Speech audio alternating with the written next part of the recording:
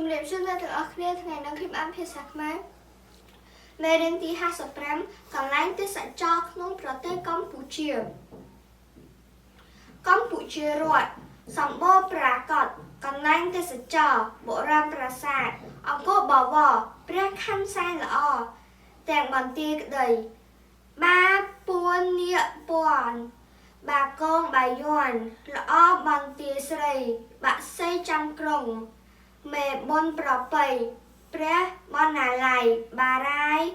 ស្រះស្រង់ជ្រោះសែនមនោរម្យប៊ូស្រាអូជុំយៈឡោមផោផង់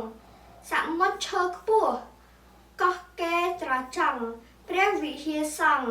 តាំងពីដូនតារីឆ្នេរសមុទ្រលាតសន្ធឹងផុតពីខ្សែនេត្រាជាសម្បត្តិខ្មែរប្រជាកាមេរ៉ាយើងត្រូវរក្សាឲ្យបានគង់វង្សជំរាបលាអ្នកទាំងអស់គ្នា